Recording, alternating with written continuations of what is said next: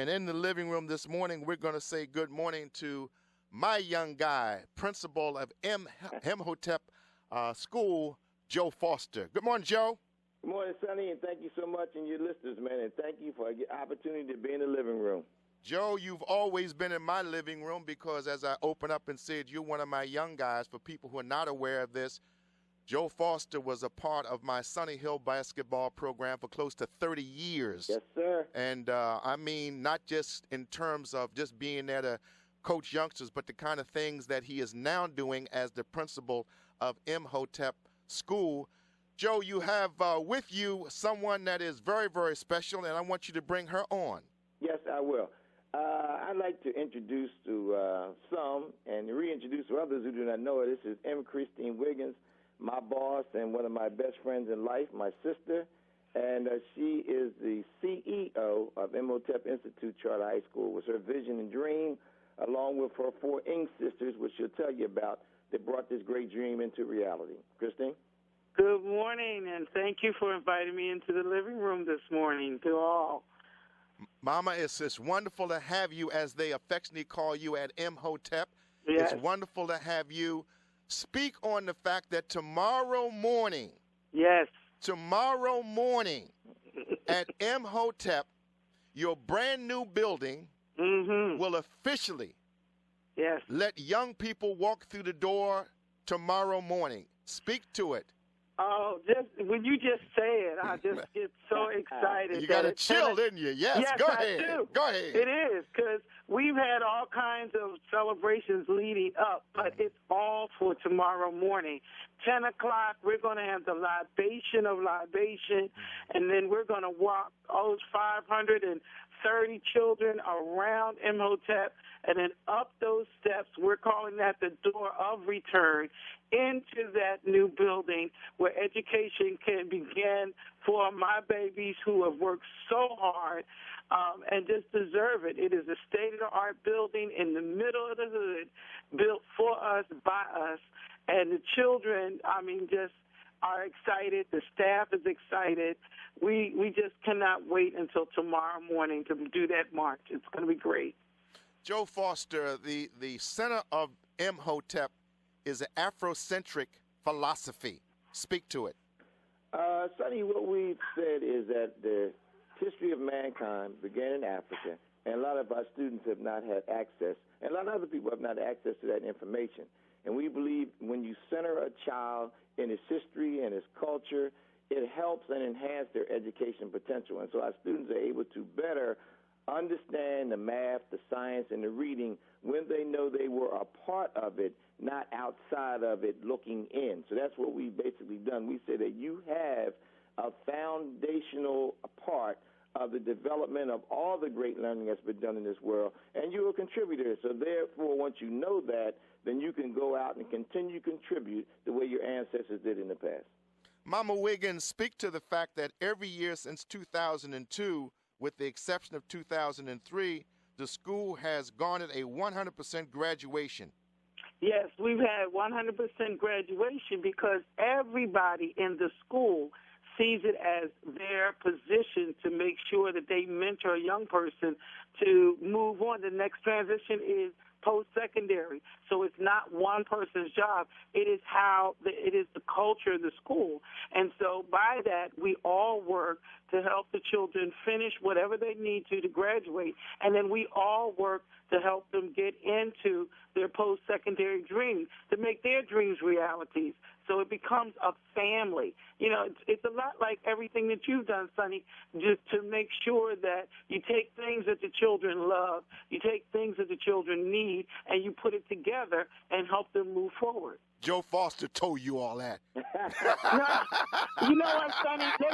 Let me say this. You know what? Before Joe Foster, I'm 35 years in public education. Mm-hmm. Yes, I know that Joe told me about you when I met him. Mm-hmm. But the legacy of Sonny Hill, I used to live at 61st and Cosby Parkway. So, I mean, you didn't know that about me, but I didn't move up to I was older when I moved up to West Oak Lane. So the legacy of Sonny Hill I knew about. I was fortunate enough when I met Joe to meet you.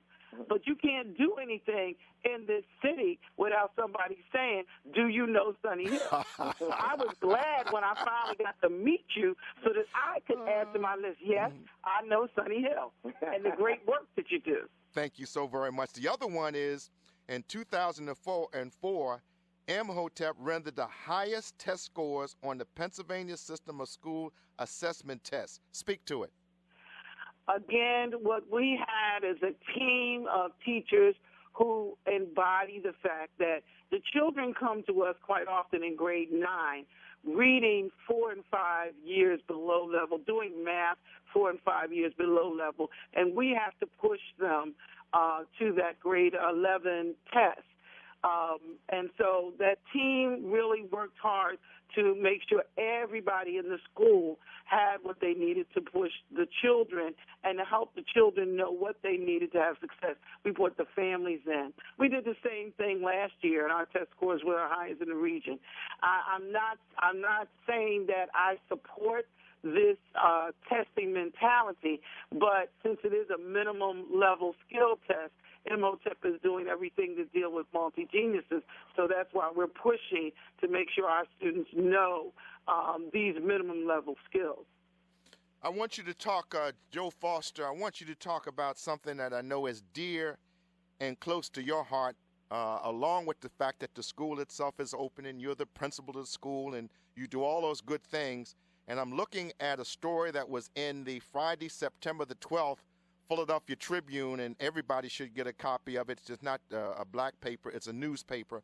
And there's a beautiful picture standing with Mama Chris Wiggins standing there in your favorite place, Joe Foster. What is it? What is it? What is it? That brand new, wonderful sports facility. Man, we spent the last, I think, 8 years of our existence since one of our young men asked us to start athletics in other people's locations. You know, we use the rec centers, and they've been more than gracious, man. The recreation centers in our area have been so grateful. I mean, it's so humble to Imhotep to let us use their facilities. But now we have one of our own. And so now we can continue the legacy. And what we're attempting to do is the same thing Mom just talked about, to use sports as the vehicle to produce citizenship. Now, John, that sounds familiar. You know I got that from you. And we took the same philosophy and we just put it with the education, and our students are doing so well because we challenge our young men and young women that you play this game and you love these sports, but again, it's about a citizen. What are you going to do when you get out of school, and what kind of contributions you going to make to change this world? And that's what we talk about to our young people. We're changing the face of the world. We're just starting with the miracle on 21st Street. Well, the other thing is, and I want to drop this in to both you, Mama Wiggins, and Principal Foster. For a long, long time, and Principal Foster, you know this, I've been on this for maybe 50 years. Yes. And that is the insidious problem that we have with our young people, and particularly with our African Americans and some of the people at the lower social economical end of the economical status that we have in this country. And that is the dropout rate in our public schools across the country. 52% of the young ladies are graduating, 48% of the young men, 45% are dropping out of school, hideous crime, the fact that if you don't get an education, you can't move ahead. Speak to it. Mama? Oh, first of all, the children educated, Baba Joe and I on that. When you talk to the children, they tell you that the schools are not places that are telling them the truth and are not caring and nurturing. It's okay for us to have rules and regulations, but quite often children don't see the schools as a place that cares and nurtures about their future. And then you add that to miseducation, misinformation.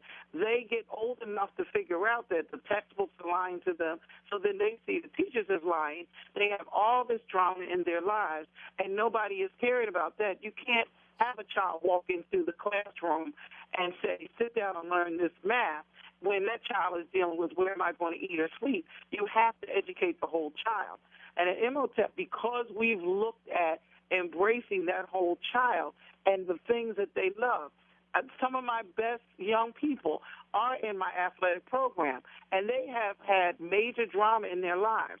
But Imhotep is a home. They come, and we nurture them, and we care for them, and that's why they stay in school. We've had children run away from home. We didn't know they ran away from home because they were coming to school every day. Then the parent came and said, oh, my child hasn't been home for 3 days. But they came in uniform to school every day because they feel a safe place where people love and care but have high expectations for them. Principal Foster, one of the prime examples is a young man that we had an opportunity, collectively to touch when he was very young. He lived on the property of the Interstate Realty Management. At least he was in our Interstate Realty Management League, which has now finished its 17th year, and we've been doing this kind of thing as an adjunct to our Sonny Hill philosophy. Interstate Realty is Section 8 housing. This young man had a wonderful smile and a wonderful gleam about him all the time. He then matriculated to Imhotep, and with what Mama Wiggins just said, he probably exemplifies all of the things that she said, and now he's going to be going to Towson State. I'm talking about Will Adams.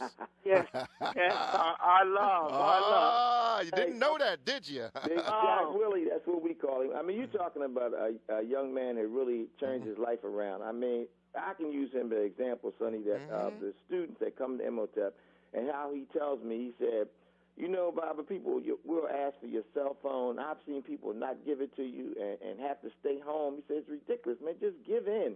Just go ahead and do what they ask you to do because you're going to be the beneficiary of it. And I think he's a living example of that because he has grown so much that I now use him as an example to other students of our student. And our students have difficulty trusting because their relationships sometimes with adults have not been all that positive. But once they give in and they can believe and trust in you and become children, and that's what we provided them with. Right. You can be a child because we're running this show, and the adults will take their place. You just give in, follow our instructions, do what we tell you to do, and the outcome will be beneficial. And I think Big Willie going to Townsend, he's going to just continue that legacy. We are very proud of Will Adams. Yes, we really are. Go ahead. One of the things that I'm proud of is the fact that I've had that experience. Not only we experienced with the principal there, who is my dear friend and affectionately one of my young guys, and the fact that I had the opportunity to interact with the school, and then I had a chance to be able to send my daughter there for a period of time, and she benefited greatly from that. So I've got the first-hand, on-hand experience, and then as Principal Foster knows, as I'm driving down the street early in the morning, I stop in. I drop little things off, make sure things are going well, encouraging. And I'm going to be at your school this week just to make sure that I touch base, make sure everything is going the way everybody wants it to go, and let's kind of deal with it from that point of view. But congratulations on a dream. Now, I'm going to tell you about a dream before we wrap this up. I was inducted into the Naismith Memorial Basketball Hall of Fame Friday on the 5th of September. I only had 1 minute, but I said in that 1 minute, I must be dreaming because this cannot be a reality. Guess what? I don't want to ever wake up. Don't pinch me. Don't tell me. So I want the two of you, Mama Wiggins and Principal Foster. I know that you're dreaming. This is not a reality. Please don't pinch me. Please don't tell me to wake up because I want to live this dream for the remainder of my life. Yes, sir. Well, and I know Grandmama is smiling down on you, Sonny. Oh, thank you, man. Oh, my. You know me. Yes, my grandmother. Yes. And Sonny, also, because we want our children to know our heroes and our sheroes, we really need a moment with our photographer because the pictures in this school will reflect the heroes and sheroes that we have selected, and you definitely are one of our heroes to represent the young people. So when they walk in that gym, I don't think that it would be appropriate that they walk in that $1 million gym and not see your face, who've been fighting for the rights of children and education and leadership on that wall. So I need that, and Joe is going to make sure I get that quickly. If not, you'll beat up on him. Yes. Just like I beat up on him. He's like, shut. Hey, this has been great. Thank you both for the dream and the dream becoming a reality. Continue to do good things for our young people. They need you desperately. They need you today more than ever in the history of us as a country, as a society, and certainly from an ethnicity point of view.